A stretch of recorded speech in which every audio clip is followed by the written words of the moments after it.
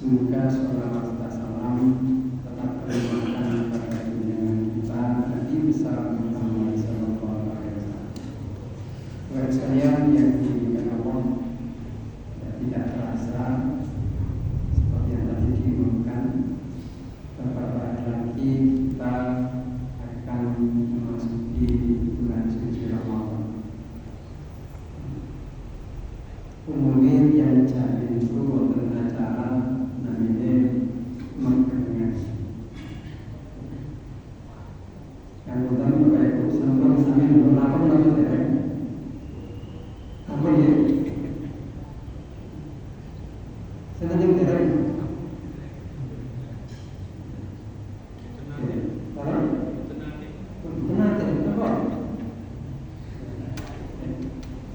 Di Megengan itu cara Jawa. Kalau di bahasa Indonesia kan namanya menakal. Megengan itu bahasa Jawa menakal. Terus kalau mikir, yang ditahan itu apa? Soalnya di acara itu, ya rangkaian acara kan diawali dari biasanya nyekal menentukan, ya, nyekal berkembang itu, kemudian bikin makanan, ya, pemulasan, tentang seni keuangan masjid, tentang seni pengen juga mendatang tanggungo, terakhir itu terus apa mana? Apa itu apa? Apa mesti apa? Orang katanya apa itu ahli bahasa dari bahasa Arab afun, artinya maaf. Seperti Jawa jadi afun. Kenapa ada istilah afun? Afun kan tak maaf. Artinya ada yang mengatakan bahwa sebelum Ramadan itu ada bodoh yang sepuluh. Kemudian terjadi itu ada yang mengatakan sepuluh itu yang sepuluh itu jenis sama ini Ramadan atau Riyadho atau saat ini Ramadan. Maksudnya, ingat sih dulu ya. Ini masih benar sebutin. Saat adanya Ramadan atau saat masih sampai Ramadan. Sebutin. Boleh sebutin. Ya, nah, sing betul benar sing betul orang yang sepuluh. Nah, ini sing betul ya. Cuma kowe bener male, ya. Kowe bener male, yang sepuluh itu boten ngenteni kok, kosong boten ngenteni yo. Iku sing bener. Nah, wis bae. Dia menang mas bener. Dia pengen dia bener. Padahal yang salah itu punya sepuluh. Lek saya yang Gusti Allah, itu gampang. Ya, setiap hari ya kita setiap ingat duduk istighfar. Namanya misalnya sholat istighfar, juga orang istighfar sakit. Tapi penting katanya kan rasa sungkan, isi dan sebagainya. Ya. Nah kemarin yang namanya rasa-rasa. Ya. Ini kan dosanya. Dosa benar rasa-rasa itu. Dosa ya? Itu jalan 10 orang setan. Masih Allah menerangkan. Itu kan yang ini rasanya itu terbatas terpilih. Nah, biasanya karena isi yang ada suka dirakor oleh dia. Bahkan turun dia dijemput di akhirnya buatnya yang ada sepuluh wanita kirinya. Terus yang kita itu kita minta di kosong, kita minta di dia. Tadi ada apa? A'udzu billahi minasyaitonir rajim. Fasari'u ila maghfirah. Cepat-cepat aja loh. 10 orang. Mantap ya. Cepat-cepat aja.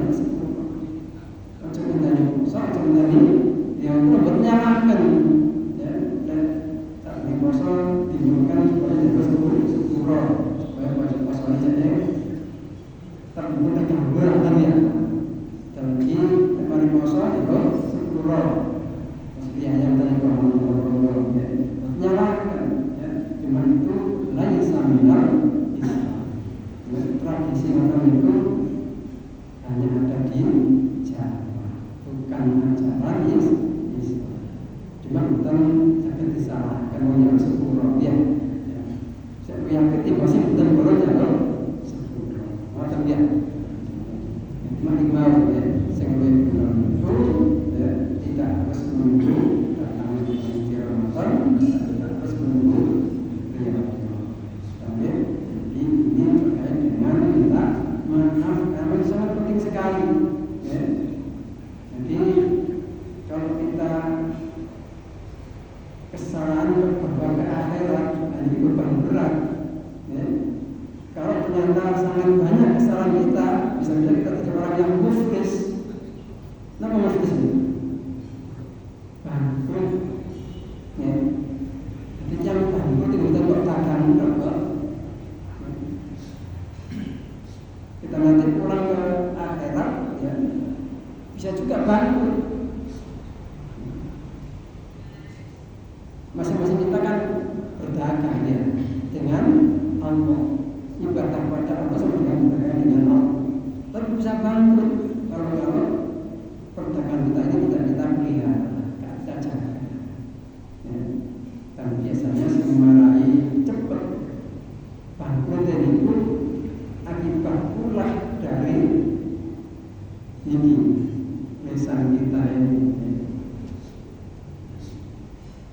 Jadi angkat diengkret utawa memiliki permana apa nih wujudnya adalah dengki, persaingan bisnis, persaingan keluarga, ya, cor-coran dunia, penggoreng bangun di tingkat pemain, tujuannya gengsian, akhirnya ya udah meningkat gitu penggoreng dan seterusnya ya. Selama yang biasanya nulari biasanya, ya. Tapi itu nulari betenang. Akhirnya apa? Ya, sakit. Punya asal dan di paling itu dia korupsi dan apa? Ya. Yang kemudian yang paling itu diletakkan paling, apa? Bukan ceritakan dan seterusnya. Jadi dugaan atau syukuran itu diawali dari rasa dengki. Dan dengki ini pun ya, termasuk di antara perbuatan yang dapat menyebabkan kita orang yang hancur dan dia kalau tidak segera bertobat. Tobat yang apa? Yang 10 kemudian ini cuma yang ya. Di sini buat rumah, Allah sering menyampaikan masalah penting sekarang ini. Allah bagaimana ini ultimatum atau peringatan bagi manusia. Kalau memang kita itu orang yang beriman kepada Allah dan percaya kalau Gusti Allah, percaya kalau iman kita hanya dua pilihan.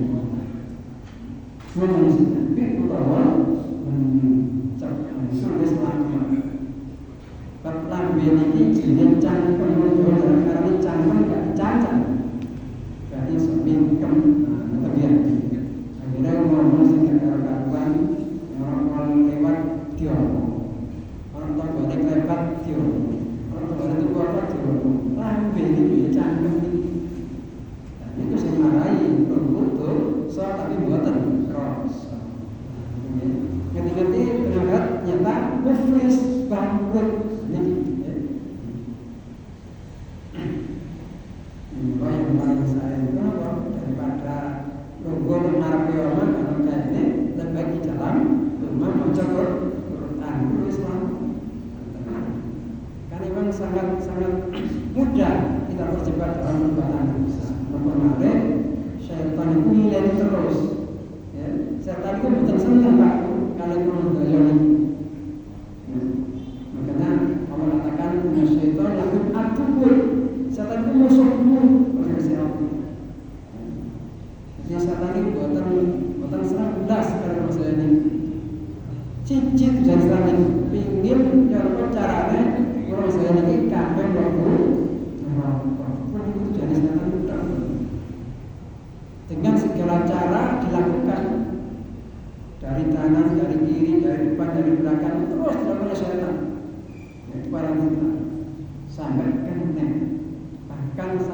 dia yubargir, apa yubargir? Ya, nyawa sudah di tenggorokan. Ini kulo setan itu berkeberan begini ya. Malah begini ini bento-bento. Sinten? Bento-bento yang paling dicintai kasih pada orang itu. Rasanya dicintai ibu, dia minta ibu. Padahal ini lagi berjuang, terus Kanjeng Nabi yang bagi sektor ini sangat kehausan, sangat kepanasan, sangat terpaksa. Proses kematian itu terus Kanjeng Nabi lagi sakit tinimbang digaji. Jangan nanti belek sapi tak digaji. Boten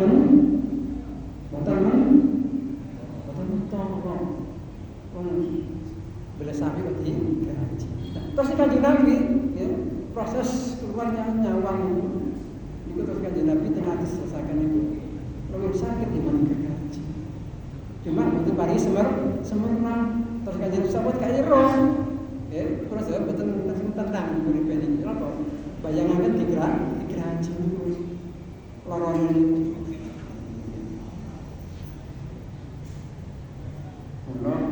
betul-betul kita jaga. Jadi kalau kita punya sanggup dengan menjaga lisan kita kan sudah pasti punya sanggup. Kenapa? Kita kan mesti ibadah ya. Setiap saat kita sholat, ya. Senin Kamis kita puasa, dan malam kita tahajud, setiap hari kita baca Quran. Sudah banyak tabungan kita. Sehingga GR kita pasti surga. Padahal dereng mesti. Tidak ada satupun dari kita yang dijamin masuk surga, tidak ada. Jadi kau terus Kanjeng Nabi ketika datang di akhirat lengkap pahala puasa didapat, pahala haji didapat, semua didapat, tapi ternyata kemudian push, ya, hilang kabeh. Kenapa kok hilang? Sebab yang sing nate digunem, sing nate dirasani, sing nate diakali, sing nate dipucuki, dugi kabeh, ditekaken kabeh kali Gusti Allah. Wis iki jaluk harus memberi. Barang wis entek dari kemput, nah pasti paringan. Ya, kejelekan orang yang dizalimi itu yang diberikan. Sudah habis lah. Ya, bangkrut pun akhirnya apa? Malaikat ikat dia, lemparkan ke neraka. Ya Allah, ya, padahal ahli ibadah.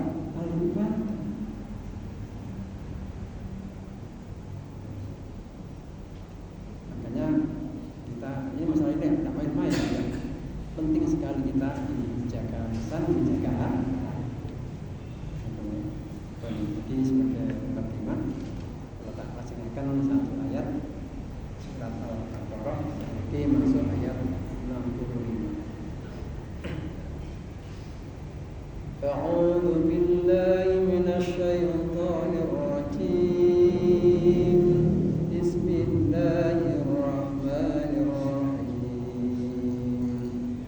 Wa laqad 'alimtum alladhina i'tadaw minkum fis-sabti faqulna lahum kunu qiradatan khashi'in.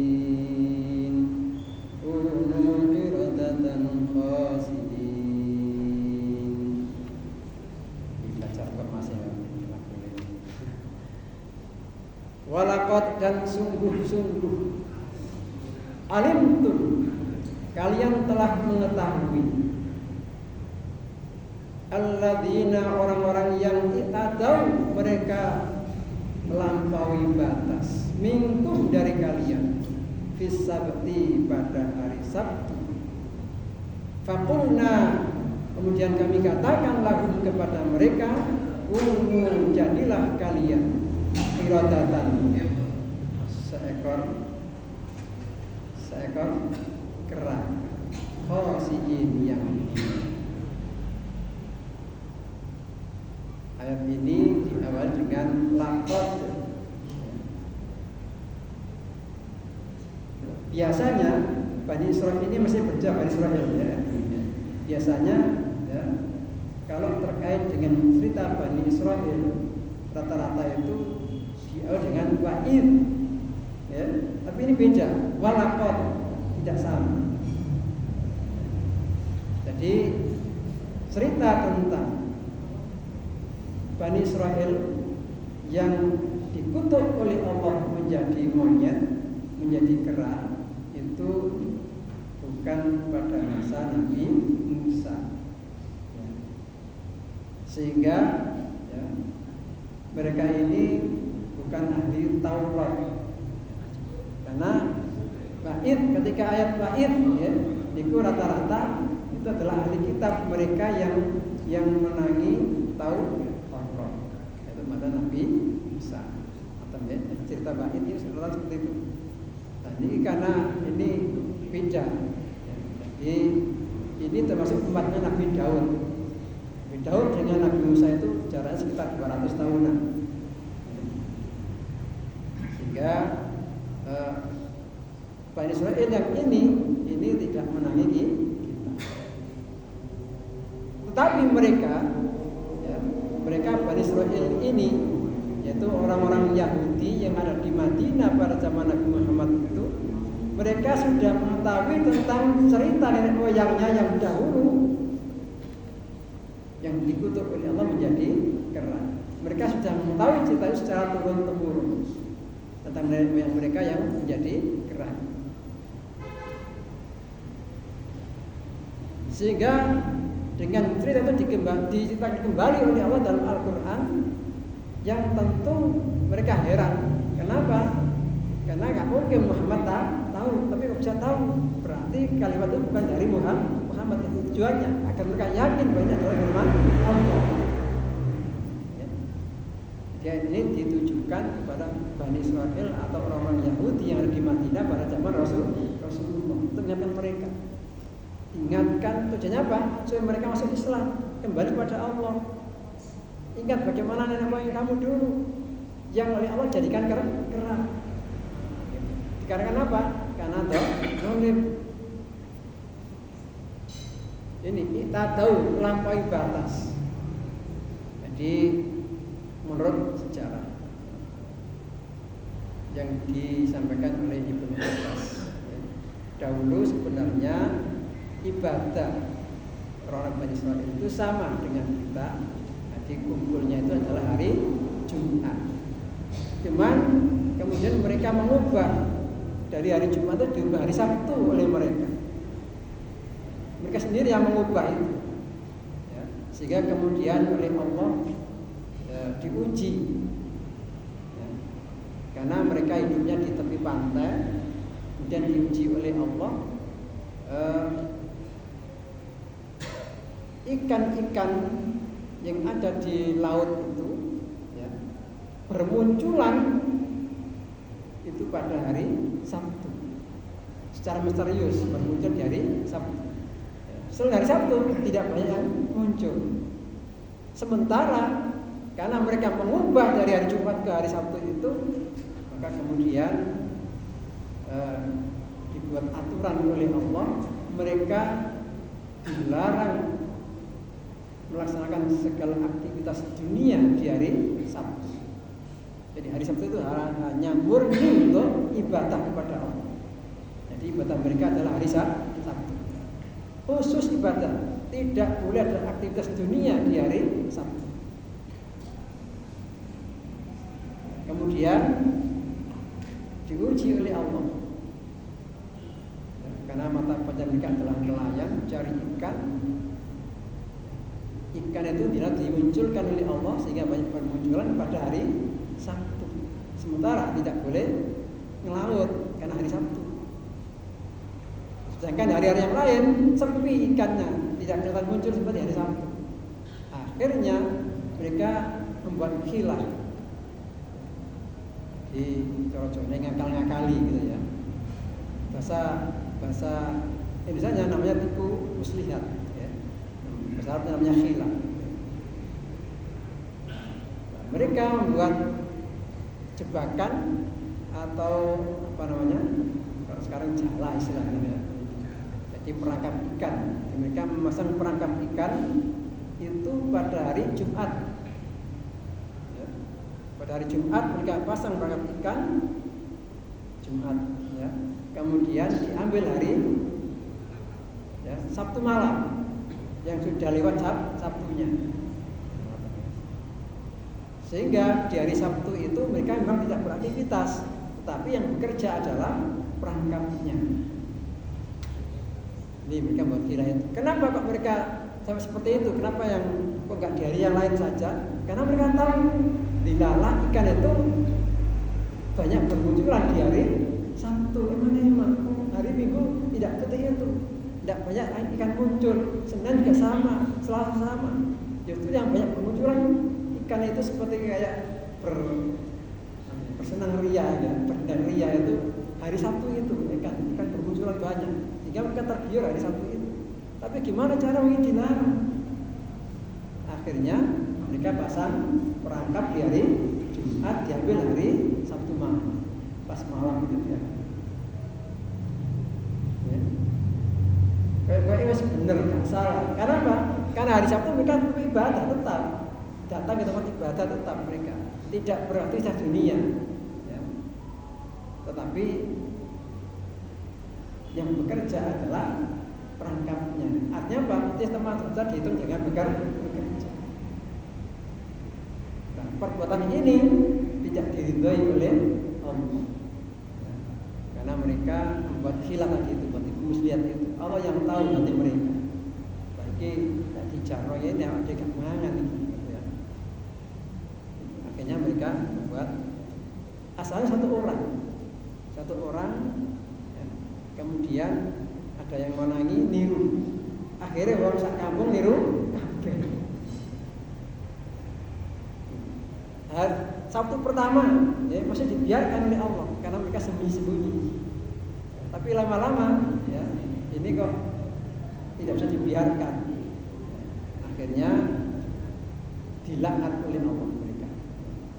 Jadi mereka itu kemudian pada hari Ahadnya ya, setelah malam itu mereka tidur ya, pas bangun tidur wujud mereka berubah.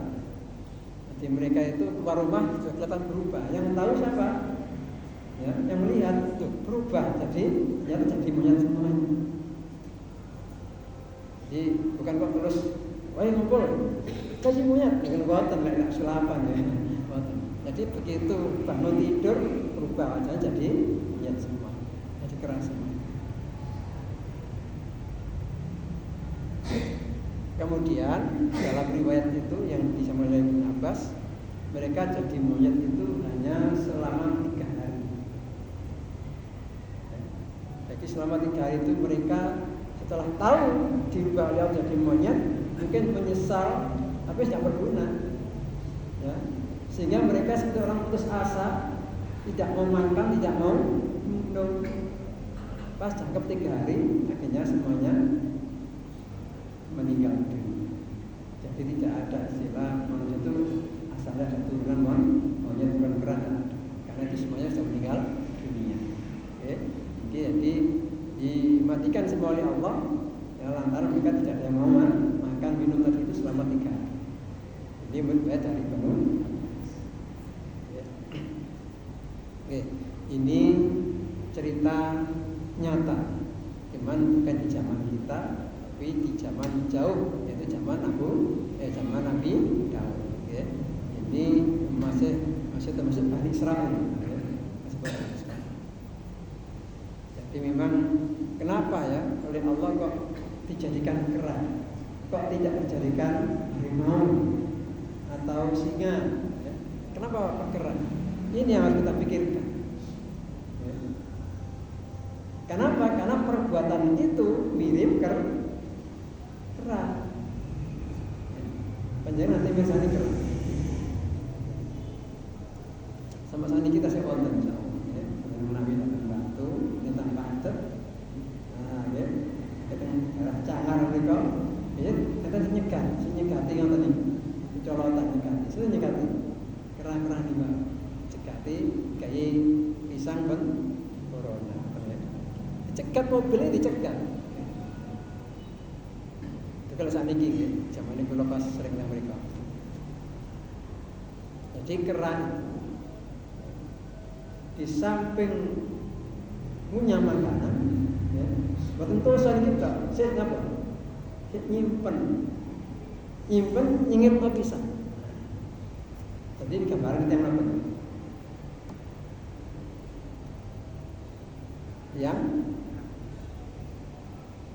Yang serakah, ya, gambaran yang serakah. Jadi kaum Bani Israel yang ada di daerah Aila di laut itu, ya, mereka itu serakah. Dilarang melaut, ya. Memang mereka tidak melaut, tapi masang jolo sing melaut kok mawon. Jadi wong serakah. Itu kon mandek sedina kali iso. Karena serakah. Gara-gara serakah akhirnya dinas melaut jadi wong. Ini gambaran, ya. Gambaran. Artinya apa? Ya. Semua ayat pasti mengandung pelajaran, pasti mengandung hikmah. Ya.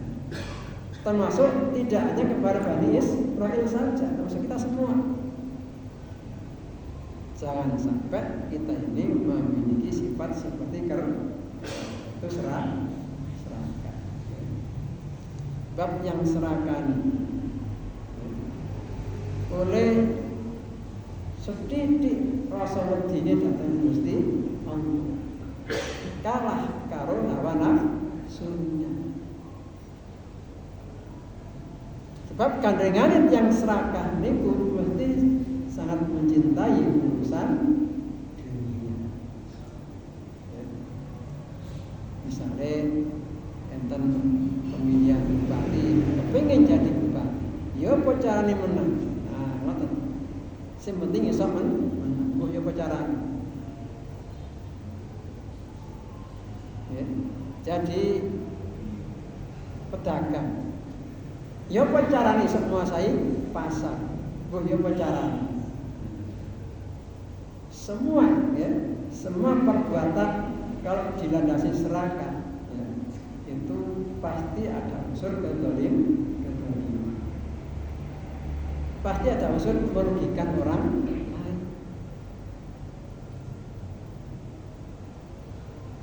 Jadi monggo ya, kalau saya mungkin ada yang jadi pegawai, ada yang jadi pedagang, ya. Monggo diteliti. Jangan sampai di antara kita ini memiliki sifat serakah itu, ingin memiliki yang bukan haknya. Ya. Kalau orang itu misalkan ingin jadi pejabat pilihan, ya, kemudian menggunakan cara yang tidak jujur, itu sama saja dengan merebut hak orang lain. Itu zalim namanya. Nah, orang zalim itu nanti akan menjadi orang yang bangkrut. Jadi itu ya gambaran kenapa, ya, Allah jadikan Bani Israil jadi kera karena serakah. Nah, untungnya itu tidak berlanjut kepada umatnya Nabi Muhammad. Sementara umatnya Nabi Muhammad ini tidak seperti macam Bani Israil tadi, lebih serakah lagi. Mereka kan cuma apa? Asal jalan aja. Ya. Dan itu saya kira juga tidak terlalu berlebihan. Nah, sekarang ya, tidak hanya masang jalan, saking serakahnya. Wis ditaning-taning karo Gusti Allah ya. Iki daratan, iki lautan. Maksa laut itu ada daratan. Serakah pola iki ya. Gini apa nggih? Wis ditaning karo Gusti Allah. Wis dadi laut kok ada daratan. Itu jenis yang serakah. Nah, yang serakah niku kok datang kuasa. Sampai kapanpun. Dari Kanjeng Nabi baru puas lek cangkeme ditutupi mati jejeli dijejeli lemah baru puas. Lah kapan dijejeli lemah? Wis mati ya. Itu ya, walaupun sampai ya permasalahan ini enggak ada sifat serah. Ini yang pertama. Yang kedua ya, betapa pentingnya mentaati perintah Allah. Ya. Awal dari serakah tadi itu, ya, kaum Bani Israil itu, karena tidak memperhatikan perintah Allah, sehingga mereka cenderung melanggar aturan Allah. Setiap orang yang melanggar aturan Allah tidak mungkin akan hidup dengan baik, jiwanya pun tidak akan jadi tenang. Hidupnya pun juga tidak akan jadi baik. Kenapa? Tidak mengikuti aturan yang baik. Nah, aturan yang baik adalah dari Allah itu. Dengan kata lain, orang yang mentaati Allah berarti orang yang mengikuti aturan yang baik. Ketika orang yang tidak taat pada Allah, berarti dia tidak mengikuti aturan yang baik. Kalau orang yang tidak mengerti aturan yang baik, otomatis hidupnya tidak akan menjadi. Ini oleh karena itu sekali lagi yang pertama kita dari ayat tadi jangan sampai kita meniru Bani Israil itu salah. Yang kedua, ya, jangan sampai kita ini menjadi orang yang tidak taat kepada Allah. Itu dua hal itu yang terpenting yang bisa kita ambil pelajaran dari ayat tadi. Ya. Nah kemudian, ya, di antara kenapa Allah menguji yang begitu berat, ya, kepada Bani Israil tadi itu yang tidak main-main, ya, di mana hari-hari biasa tidak keluar ikan, tapi hari Sabtu yang justru hari dilarang mencari ikan malah ikannya keluar semua. Ini kan ujian yang sangat luar biasa beratnya, dan mereka tidak kuat menerima ujian. Ini, ya, jadi ujian intinya adalah ujian. Tentu kita masing-masing mendapatkan ujian. Tidak ada dari kita yang tidak mendapatkan ujian dari Allah. Hanya saja tingkat ujiannya berbeda. Berat atau ringan itu semua adalah ujian. Dan ujian itu adalah dalam rangka untuk meningkatkan kualitas kita, meningkatkan derajat kita di sisi Allah. Oleh karena itu, ya, siapapun kita yang sedang menghadapi ujian dari Allah, mungkin kita merasa berat, merasa susah, merasa sulit, merasa tidak enak, ya, dan sebagainya, ya, maka ingatlah ini adalah Allah sedang menguji kita untuk meningkatkan derajat kita, dan tandanya Allah senang dengan kita. Karena itu mari kita paksakan diri kita untuk husnudzon kepada Allah. Kita paksakan diri kita untuk senang menerima ujian. Bagaimana kita bisa senang? Ketika ujian itu kita jalan dengan senang, insya Allah yang berat pun akan menjadi ringan. Tapi kalau kita tidak ridho dengan ujian dari Allah itu, ya, walaupun ringan akan menjadi berat. Sehingga apa? Di sini sabar, ya. Walaupun tidak punya pira pun tetap sabar. Nah, ketika sabar dilarang masalah masalah. Kenapa? Ya sabar aja itu. Maka kita hindari sifat sabar. Nah, supaya tidak sabar kita pahami bahwa itu adalah ujian hidup. Ya. Sehingga apa? Sehingga akan selalu memunculkan sifat qanaah dan selalu bersyukur kepada ketika kita sadar bahwa ujian adalah untuk memberikan derajat dari Allah, maka kita akan bersyukur pada Allah. Dengan bersyukur itulah sehingga Allah akan senantiasa memberikan kehidupan yang baik. Ya isyakatum, ditambah seluruh nikmat. Di nikmat itu tidak mesti hanya berupa harta, bahwa ketenangan, ya, kedamaian, ketentraman hati. Itu juga bagian dari nikmat Allah yang selalu ditambah pada kita. Kenapa? Kita husnudzon kepada Allah, ya, senang hati di dalam menghadapi ujian dengan enjoy. Ya, saya kira ini, ya, 3 hal, ya, tentang masalah yang ada dalam surat Al-Baqarah ayat 5 tadi. Yang pertama adalah kita jauhi sifat serakah. Ya. Yang kedua, ya, bagaimana kita bisa tetap taat kepada Allah dalam kondisi apa. Dan yang ketiga, bagaimana kita bisa senang ketika menghadapi ujian. Saya kira itu bermanfaat. mohon maaf dan kita akhiri dengan hamdalah dan doa kafaratul majelis. Alhamdulillah. Subhanallah wa bihamdihi